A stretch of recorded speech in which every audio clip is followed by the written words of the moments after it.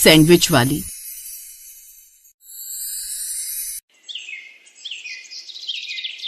सुमन काकी, क्या मुझे आपके यहाँ काम मिल जाएगा? मेरे पास काम तो है राधा, तुम्हें सबके घर जाकर दूध देकर आना होगा, जिसके मैं तुम्हें हर किलो दूध पर 20 रुपए ही ऊपर दूंगी। बेटी, मैं तुम्हारी इतनी ही मदद कर सकती हूँ। कोई बात नहीं काकी, आपने मेरी इतनी मदद की, मेरे लिए इतना ही काफी है। थोड़ी देर बाद राधा अपने घर वापस आ जाती है। राधा अपनी बीमार माँ से कहती है, माँ आपने दवाई ली? हाँ बेटी, मैंने दवाई ले ली है। माँ, कल से मुझे काम पर जाना है और सबके घर पर दूध देकर आना है। चलो अच्छा हुआ, तुम्हें कोई काम तो मिल गया। राधा अपनी छोटी बहन और अपनी माँ के साथ रहती थी। वो लोग बहुत गरीब थे। उसके पिता के जाने के बाद माँ अनीता की तबीयत खराब रहने लगती है, जिससे सारी जिम्मेदारी अब राधा के ऊपर आ गई थी, जिस वजह से राधा ने बहुत जगह काम ढूंढने की कोशिश की, लेकिन उसे कहीं काम नहीं मिलता। फिर उसके घर के पास ही सुमन नाम की एक बूढ़ी औरत रहती थी। वो गाय का दूध बेचती थी, जहाँ राधा को काम मिल जाता है, और अगले दिन से ही राधा घर का काम खत्म करके दूध बेचने के लिए निकल जाती है और ग्राहकों के घर में जा जाकर दूध देकर आती है। तभी उसे देखकर एक औरत कहती है, अरे राधा तुम? जी भाभी, मैं सुमन काकी के यहाँ काम करने लगी हूँ। ये तो अच्छी बात है, लेकिन तुम्हें कहीं और भी तो काम मिल सकता था। तुम बहुत ही अच्छा खाना बनाती हो, तो तुम खाना बनाकर भी तो अपना काम कर सकती हो। लेकिन भाभी, उसके लिए तो काफी ज्यादा पैसे की जरूरत होगी। नहीं, ज्यादा तो नहीं, पर थोड़े बहुत पैसे की जरूरत तो होती है। ठीक है भाभी, मैं सोचती हूँ इसके बारे में। उसके बाद राधा वहाँ से सबके घर दूध देने के लिए चली तो जाती है, लेकिन उसके दिमाग से पूरे रास्ते उस औरत की बात नहीं निकलती। ऐसे ही कई दिन बीत जाते हैं। फिर एक दिन सुमन कहती है, राधा बेटी, फिर से 3 किलो दूध खराब हो गया। काकी, इस बार इतनी गर्मी है कि जब तक मैं दूसरे के घर दूध देने जाती हूँ तब तक दूसरा दूध खराब हो जाता है। लेकिन कोई बात नहीं काकी, मैं इस खराब दूध को घर ले जाती हूँ और आप इसके पैसे मेरी तनख्वाह में से काट लेना। लेकिन बेटी, ऐसे तो तुम्हारा बहुत नुकसान हो जाएगा। नहीं काकी, मैं इस दूध से घर पर पनीर बनाऊंगी। ठीक है बेटी, लेकिन मैं तुम्हारे पैसे नहीं काटूंगी। शुक्रिया काकी।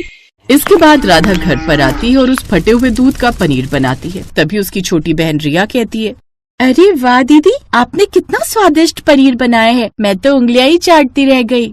अरे अरे ध्यान से, कहीं पनीर के चक्कर में तुम अपनी उंगलियां ही मत खा जाना। फिर अगले दिन बहुत सारा पनीर बच जाता है और राधा रसोई में बैठी सोचती है, इस पनीर का मैं क्या बनाऊं? तभी राधा के दिमाग में एक आइडिया आता है। हाँ, मैं इसके पनीर सैंडविच बनाऊंगी। उसके बाद राधा सैंडविच बनाती है और सबको देती है। अरे बेटी, ये पनीर सैंडविच तो तुमने बहुत ही बढ़िया बनाया है। सच में दीदी, मैं तो अब बस हर रोज पनीर सैंडविच ही खाऊंगी। ऐसे ही कुछ दिन गुजर जाते हैं। एक दिन उसकी माँ कहती है, बेटी मेरी दवाई खत्म हो गई है। ठीक है माँ, मैं आज शाम को आते टाइम आपकी दवाई ले आऊंगी। फिर राधा काम पर चली जाती है और शाम को आते वक्त मेडिकल स्टोर पर जाती है। तभी दुकानदार कहता है, देखो राधा, अभी तुमने पिछला हिसाब भी नहीं किया, इसीलिए मैं तुम्हें और उधार नहीं दे सकता। भैया मेरी माँ की तबीयत बहुत खराब है, आप इस बार मेरी मदद कर दीजिए, मैं बहुत जल्दी आपका सारा हिसाब कर दूंगी। राधा के ऐसा कहने पर स्टोर वाला उसको दवाई दे देता है और वो दवाई लेकर घर आ जाती है। वो जाकर अपनी माँ को दवाई दे देती है। दीदी बहुत तेज भूख लग रही है, पनीर के सैंडविच बना दो ना। राधा अपनी बहन के लिए सैंडविच बनाती है। इस तरह जब भी दूध खराब हो जाता था, राधा उसको घर लाकर पनीर बना लेती थी, जिसे राधा पनीर की अलग अलग डिश बनाना सीखती थी। फिर कुछ दिन के बाद राधा के दिमाग में एक आइडिया आता है और अपनी माँ से उसके बारे में बात कर रही थी। हाँ बेटी, ये तो बहुत अच्छा आइडिया है, मुझे भी लगता है तुम्हारा ये काम बहुत अच्छा चलेगा। हाँ माँ, मुझे एक बार एक औरत ने बताया था कि मैं कुछ खाना बनाकर बेच सकती हूँ, और वैसे भी इतना सारा पनीर भी बच जाता है, मैं इसी से अपना छोटा सा काम शुरू कर सकती हूँ। फिर अगले दिन राधा ये बात सुमन काकी को बताती है। राधा बेटी, ये तो बहुत अच्छी बात है, अब बस तुम खूब अपना मन लगाकर काम करना। फिर राधा सुमन से ज्यादा दूध लेकर चली जाती है और उसका पनीर बनाती है। माँ, मैंने पनीर सैंडविच की सारी सामग्री तो इकट्ठी कर ली, लेकिन मैं ठेला कहाँ से लगाऊंगी, क्योंकि हमारे पास तो ठेला खरीदने के पैसे ही नहीं है। तभी अनीता उसको एक सुझाव देती है। बेटी, तुम एक काम करो, घर से सारा सामान बनाकर एक टोकरे में रखकर गली गली घूमकर बेच सकती हो।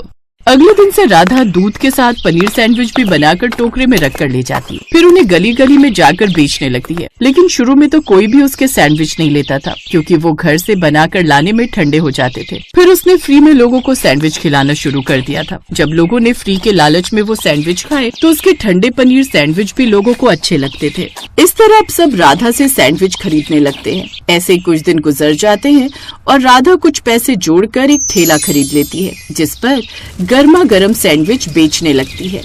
सैंडविच ले लो, सैंडविच, गरम गरम पनीर वाले सैंडविच, वो भी ताजा ताजा सैंडविच।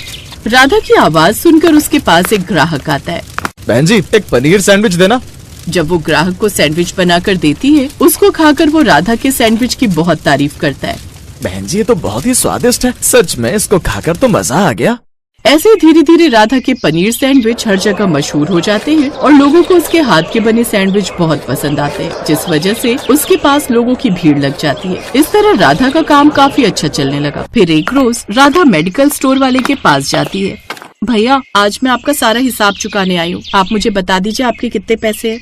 स्टोर वाला राधा को हिसाब जोड़कर बता देता है और वो उसके पैसे दे देती है। तभी स्टोर वाला कहता है, ये चमत्कार कैसे हुआ राधा बेटी? राधा सारी बात उसको बताकर अपनी माँ की दवाई लेकर घर वापस आ जाती है। तभी उससे अनीता कहती है, बेटी कमाल हो गया, भगवान का लाख लाख शुक्र है, अब सब कुछ हमारी जिंदगी में अच्छा चल रहा है। हाँ माँ, इसमें सुमन काकी ने भी हमारी बहुत मदद की है। फिर शाम को राधा सुमन के पास जाती है। काकी, लीजिए आपके पनीर के पैसे। मैं तुमसे कोई पैसे नहीं लूंगी बेटी। लेकिन क्यों काकी, आपने हमेशा मेरी इतनी मदद की है, कभी मेरी पगार से पैसे नहीं काटे, हमेशा मुझे ज्यादा दूध दिया, जिसकी वजह से आज मेरा काम बहुत अच्छा चल रहा है। कोई बात नहीं बेटी, मैं तुम्हारे बुरे वक्त में काम आ सकी, यही मेरे लिए बहुत बड़ी बात है। इस तरह राधा हर रोज सुमन के घर से दूध उठाकर ग्राहकों को बेचने जाया करती थी, पर अब वो उससे पैसे नहीं लेती थी और फिर शाम को वो अपने पनीर सैंडविच बनाकर बेचा करती थी और उसका काम अब बहुत अच्छा चल रहा था, जिस वजह से राधा अपनी माँ का भी इलाज अच्छे से करवा रही थी और अपनी बहन रिया का भी एडमिशन एक अच्छे स्कूल में करा देती है। अब उनको खाने के लिए नहीं सोचना पड़ता था और पैसों को लेकर न ही अब उनके जीवन में कोई समस्या आती है, जिससे उनका जीवन अब खुशी खुशी बीतने लगा।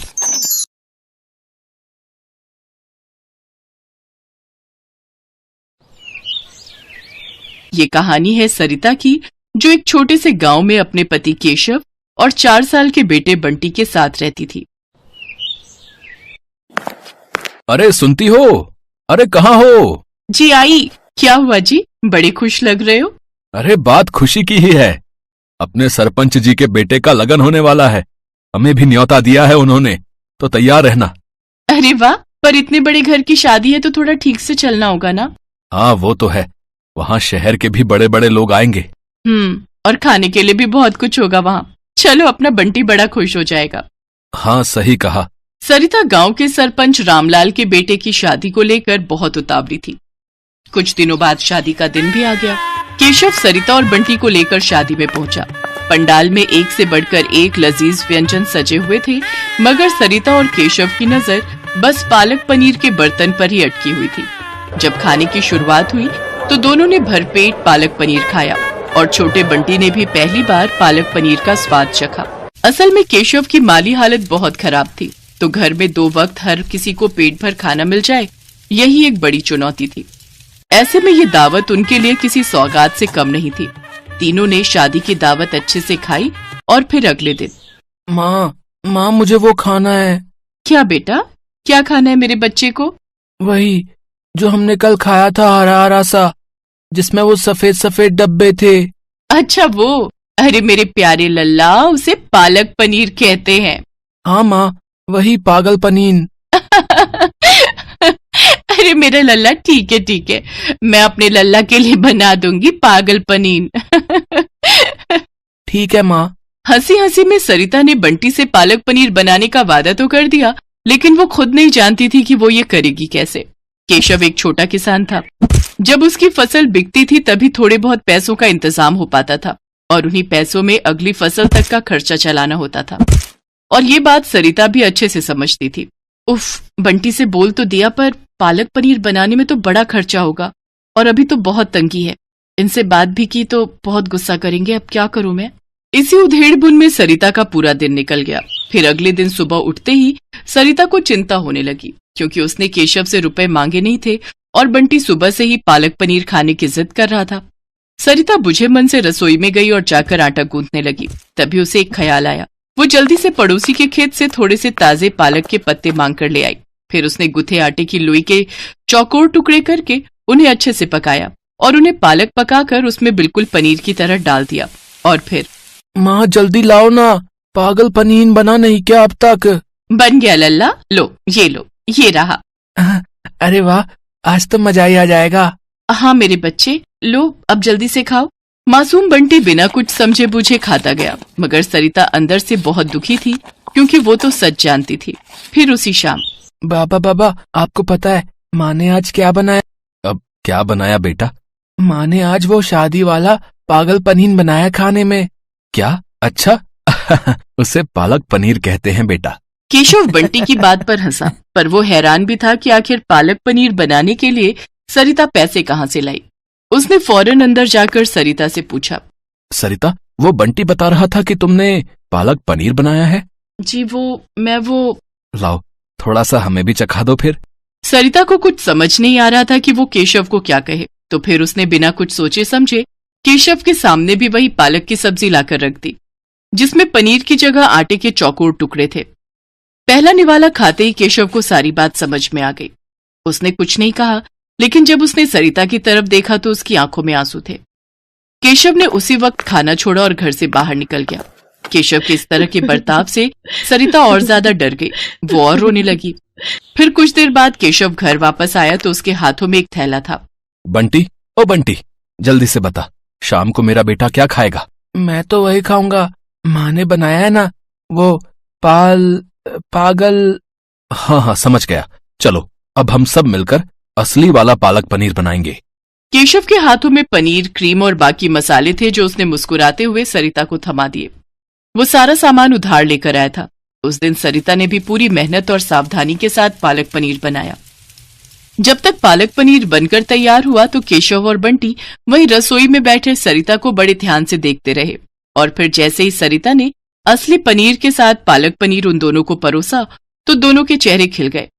पहला निवाला खाते ही बंटी सीधा जाकर अपनी माँ के गले लग गया। ये वाला पागल पनीर तो शादी वाले से भी बहुत अच्छा है माँ। सच में सरिता, बंटी बिल्कुल सही बोल रहा है। तुमने तो कमाल कर दिया। अब मुझे लगता है अब तुम्हारा ये पालक पनीर ही हमारी किस्मत पलटेगा। जी मैं कुछ समझी नहीं, आप कहना क्या चाहते हो? देखो, मैं कई दिनों से खेती छोड़कर एक ढाबा खोलने के बारे में सोच रहा था। खेती की जमीन तो है ही अपने पास, उसी में एक छोटा सा ढाबा चलाने के बारे में सोच रहा था।